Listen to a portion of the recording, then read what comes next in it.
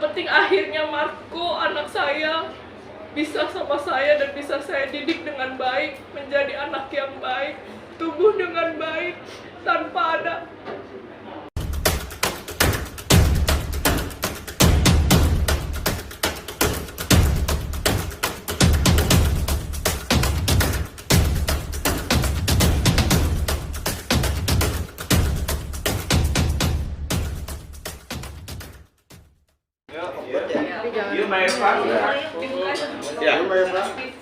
Ya, selamat sore rekan-rekan media semuanya. Assalamualaikum warahmatullahi wabarakatuh. Ini pada sore hari ini kami mengadakan preskon dari kami sebagai PH-nya Mbak Arpita, yang mana pada saat ini kami menangani perkaranya perceraian. Kami menggugat perceraian terhadap suaminya, yaitu Yama Carlos, yang kita lebih kenal Yama Carlos. Adapun proses persidangannya mungkin rekan-rekan media sudah tahu selama ini seperti apa prosesnya. Yang pasti bahwa proses peradilan itu sudah dilakukan, yaitu mulai dari awal mediasi.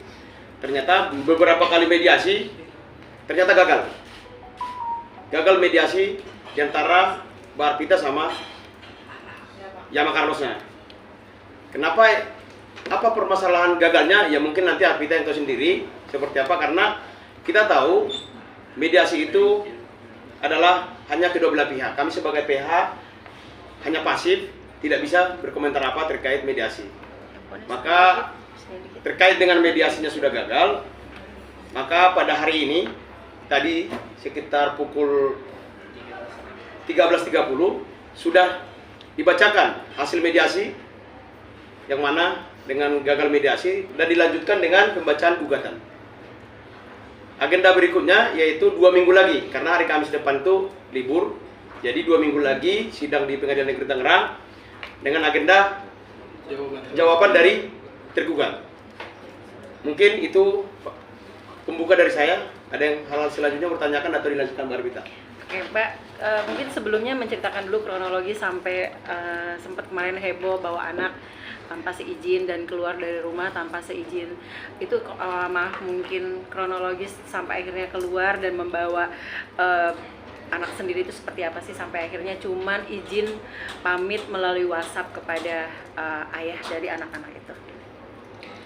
Ya, jadi apa yang diberitakan di luar sana itu betul-betul membuat saya sesak dada ya, Mbak Mas. Jadi terus terang,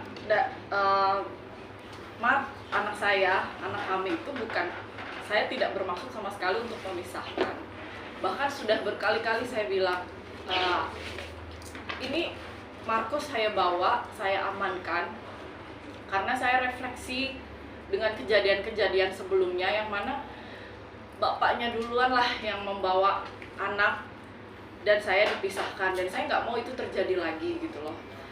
Dan kata lain, saya bawa Marco itu hanya untuk sementara aja, dan itu pun selama proses ini saya sudah menawarkan secara baik-baik, ayo kalau mau ketemu sama Marco, ayo ya bang, saya banyak kok bukti-bukti chatnya, bahkan saya sudah minta ke Yama Carlos untuk bertemu 4 mata baik-baik, tapi dari Yama ini dia, makanya saya bingung ya.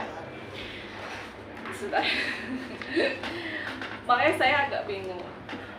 Dia selalu membawa-bawa, dia selalu bilang kalau dia ini sayang sama anak. Dia selalu bilang kalau dia akan berkorban apapun, rela melakukan apapun demi anak. Yang seakan-akan saya ini ibu yang jahat dan memisahkan dia dari anaknya. Padahal kenyataannya itu sama sekali nggak begitu. Kenyataannya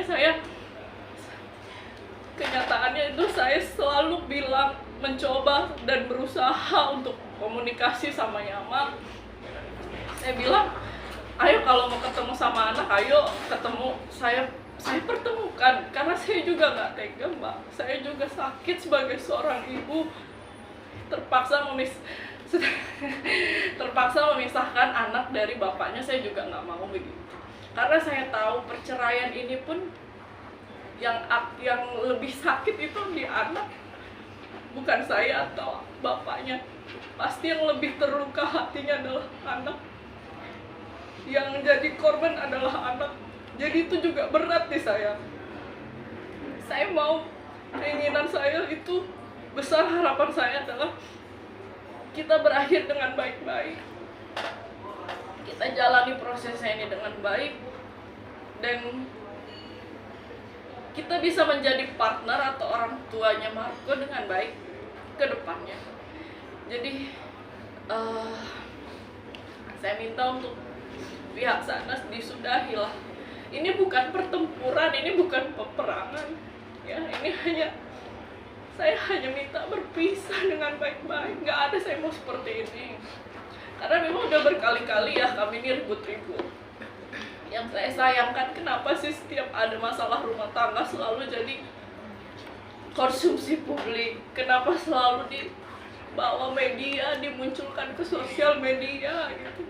Saya ini perempuan, saya ini seorang ibu dari anaknya. Kenapa saya diperlakukan seperti itu gitu? Walaupun terlepas dari salah atau enggaknya saya, tolong, dia juga punya seorang ibu. Tolong saya dilihat. Saya ini seorang ibu dari anaknya yang gak akan mungkin jahat sama anaknya. Kenapa saya bisa dibilang saya menculik anak, saya membawa kabur anak? Pada kenyataannya saya mau mempertemukan dia sama anakku gitu.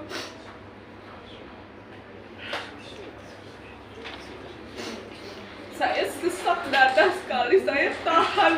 Saya lihat di sosial media, saya lihat berita-berita di luar sana itu liar sekali ya. Iya.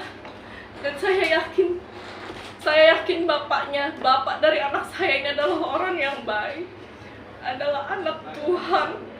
Saya tahu hatinya dia itu baik karena saya sudah hidup bertahun-tahun sama Yama Carlos. Saya tahu dia orang baik, tapi kenapa dia bisa seperti ini? Mungkin dugaan saya ada beberapa oknum yang mencoba menghasut beliau untuk mengambil cara yang tidak baik seperti ini gitu. Padahal banyak teman-teman baiknya dia sendiri yang udah bilang ke saya juga ya, dan mencoba untuk menjadi jembatan antara saya sama Yama. Padahal ini simple banget loh seharusnya. Kalaupun memang ada yang tidak dia suka atau menurut dia itu saya salah, silahkan. Tapi ada tempatnya.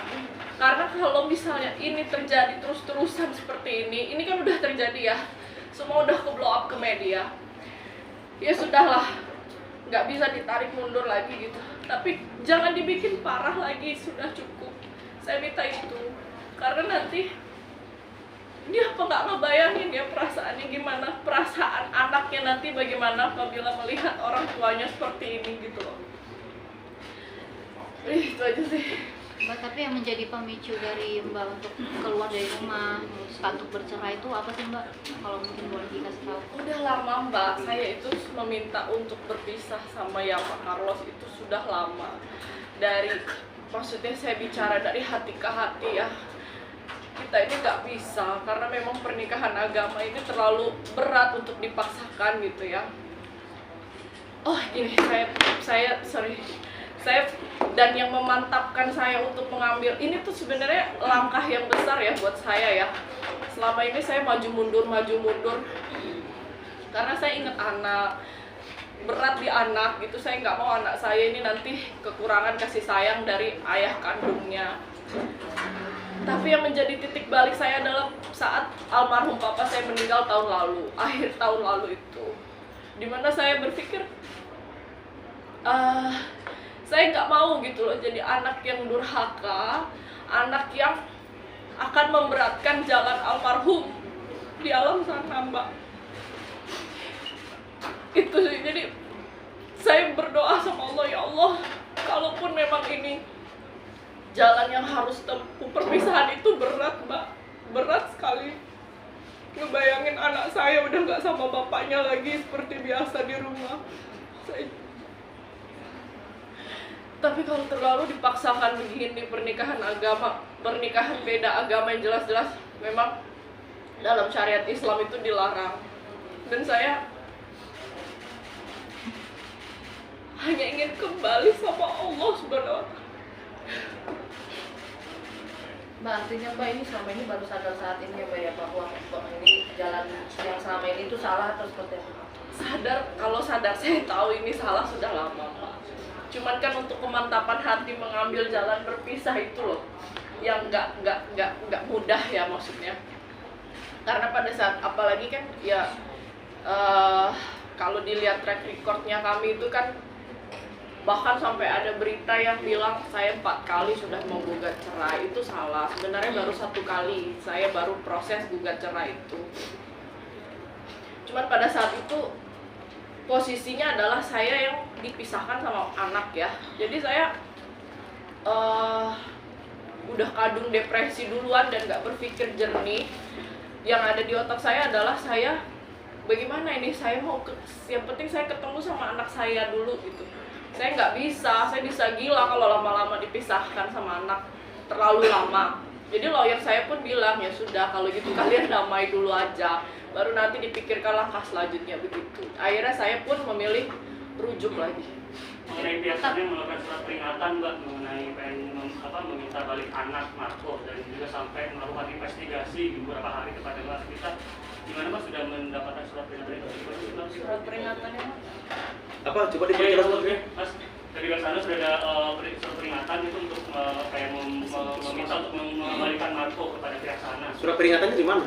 Kita sudah dapat info sih tadi. Kita nggak pernah Dari pihak sana ya. Oke. Kita nggak pernah mendapat surat peringatan. Belum ada berarti ya. Oke. Tapi kalau misalnya menanggapinya gimana mungkin Mas? Untuk itu Mas. Ya kita baca apa isi surat peringatannya dulu kan. Oke. Atau dia kita bertinju sama dia. tapi emang sebenarnya bisa maksudnya dalam tuduhan membawa kabur anak sedangkan yang membawa sendiri adalah seorang ibu.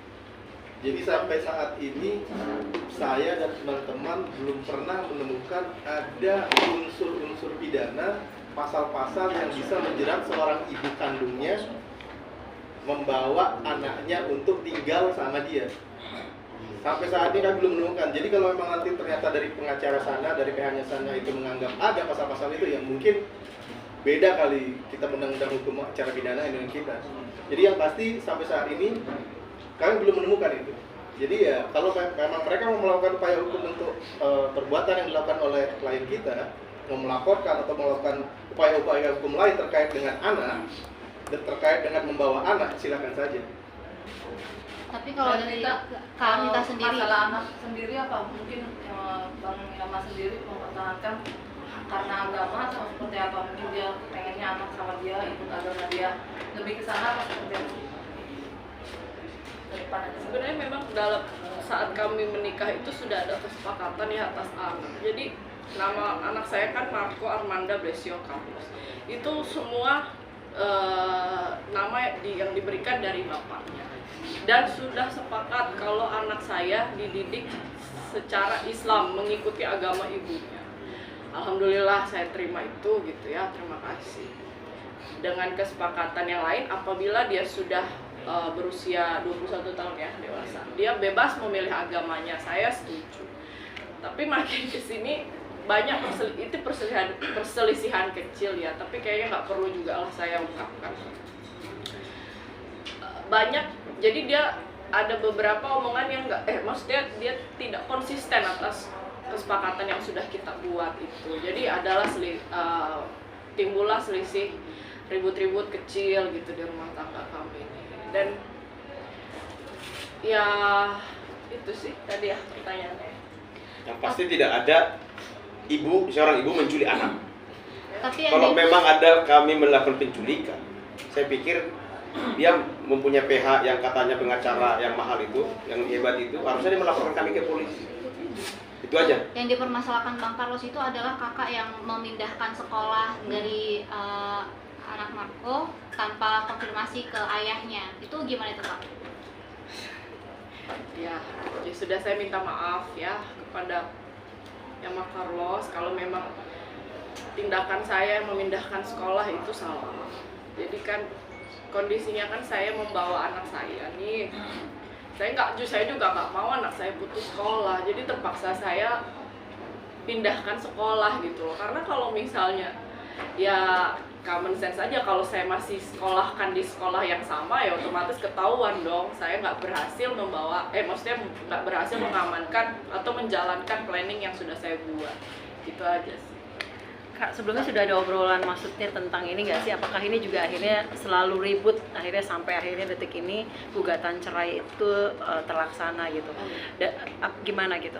Ya memang begini Mbak, setiap kali saya minta berpisah dari Yama ini selalu kasih ultimatum ya, seperti ultimatum ke saya. Dia bilang sampai mati pun saya tidak akan pernah mau berpisah atau menceraikan saya gitu, menceraikan kamu.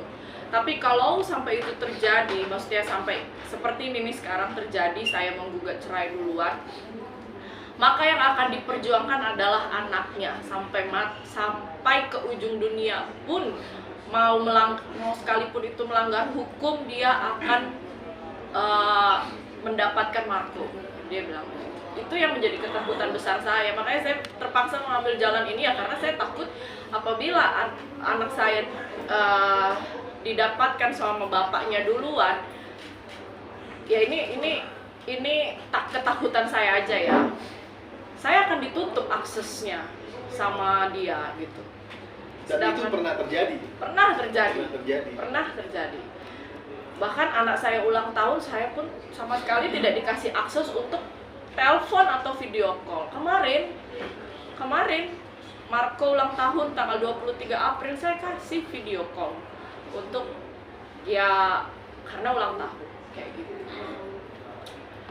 Meskipun setelah itu ditutup kembali Kak, karena kata Bang Yama setelah dibuka akses untuk ulang tahun itu ditutup lagi aksesnya sama Kakak sendiri. Saya nggak gini loh Mbak, saya tuh maksudnya gini, kalau mau ketemu Marco hayu, tapi kita selesaikan dulu nih antara orang tua, 4 mata, saya ajak bicara 4 mata. Yang lucunya ini kita ada masalah rumah ya.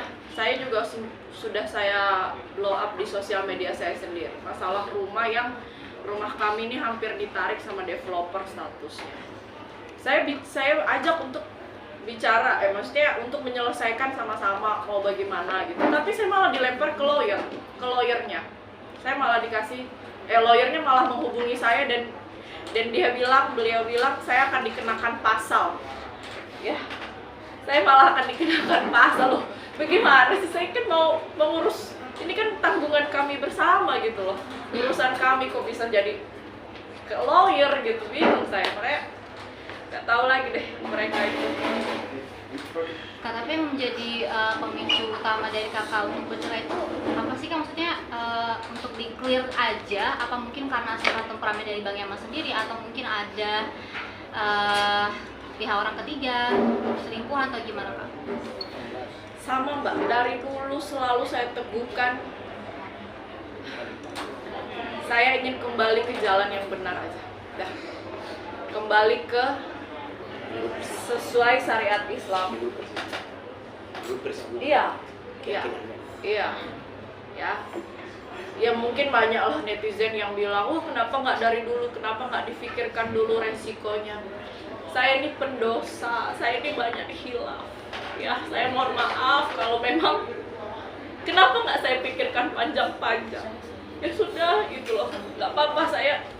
Sekarang ini saya udah di level yang terserah deh, saya mau dihujat, mau bagaimana, mau dijudge seperti apa, mau diciptakan, bahkan pihak sana tuh seakan-akan kayaknya menciptakan saya ini sebagai monster, gak ada yang jelek-jelek gitu ya, saya ini dibuatnya.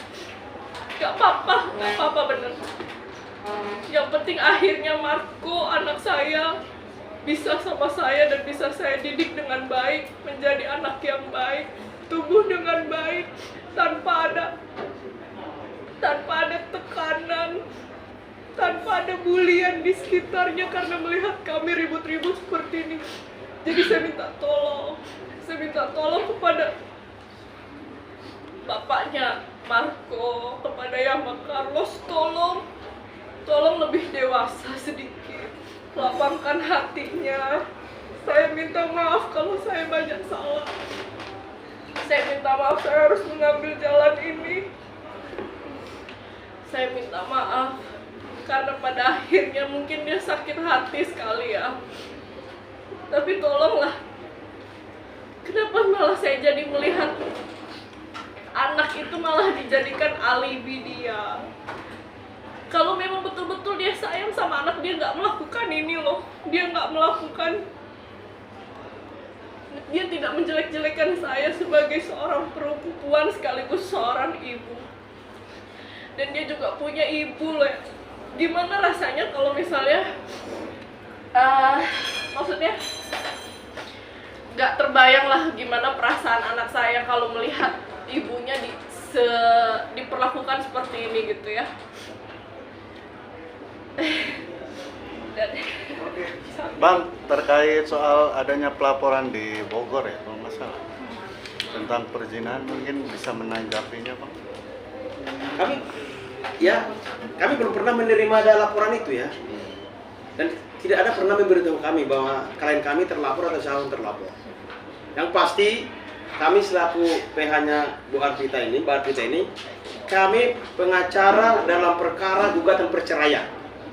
Ya, kami tidak pernah tahu, bahkan mengenal anaknya Marco pun tidak pernah tahu. Walaupun sebenarnya pengacaranya yang bernama siapa tuh? Arjana Bagaskara itu dia menuduh, ya, dia menuduh saya nih sebagai dalang penculikannya Marco. Terkait itu, dan saya ada dua hal dituduh dia. Saya dalam penculikan Marco, dan saya dituduh dia beri jasa palsu. Dan dia tidak masuk, sudah menghina kampus saya. Dan sekarang sudah berproses hukum. Saya sudah laporkan di Polda Metro Jaya. Termasuk institusi saya ada beberapa ini ya.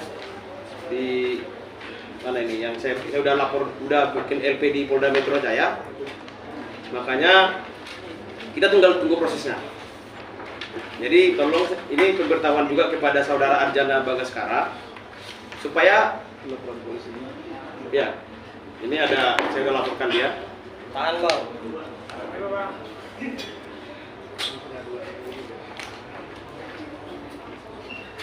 Udah.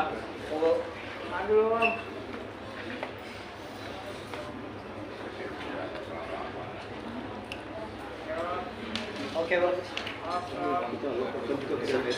Sama terhadap kode etiknya. Nah, saya sudah laporkan dia ke kode etik Peradi. Kesini Bang.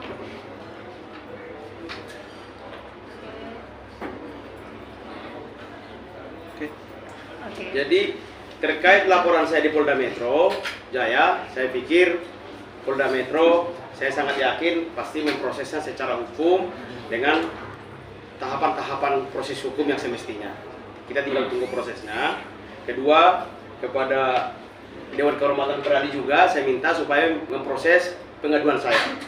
Jangan sampai masyarakat ini merasa terbohongin atau tertipu dengan cara-cara pengacara, apalagi seperti dia. Menurut saya masih muda ya, kasihan sebenarnya dia. Masih muda, masih punya masa depan yang baik lah. Nah, dia punya, saya lihat orangnya punya bagus sih, secara individunya sebenarnya bagus, cuma kelakuannya kurang. Jadi kurang pengalaman mungkin. Jadi dengan ini saya peringatkan kepada saudara Arjana Bagaskara, belajarlah etika sopan santun. Semua pengacara itu ada aturannya dulu PKPA, Pendidikan Khusus Profesi Advokat. Saya pikir dia harus belajar di situ, diulang lagi aja dibaca, supaya dia tahu beracara dengan baik. Yang paling masalah sebenarnya, saya selama ini, khusus secara saya pribadi, saya nggak pernah mengomentari apapun di medsos dia itu. Tapi saya marah betul sama dia kemarin, begitu anak saya yang ada di Mabes Polri, dia DM, dia tuduh anak saya tahu di mana Marco. Dia membawa polisi. Dia sudah menyentuh keluarga saya. Itu yang bikin saya marah kepada saudara Arjana Bagaskara, yang kurang etika, kurang sopannya dalam beracara. Jadi terkait dia bilang beberapa kali di medsosnya dia bahwa pernikahan itu suci, Nasrani, oke, kita oke. Semua saya pikir di agama manapun pernikahan itu suci. Gak usahlah membawa-bawa agama. Dan perlu ketahui, bahwa Yama Kartos juga sudah pernah bercerai. Bukan perceraiannya bukan ini pertama. Ini perceraian dia kedua. Mungkin rekan-rekan media tahu. Jadi mungkin si PH-nya itu belum tahu. Makanya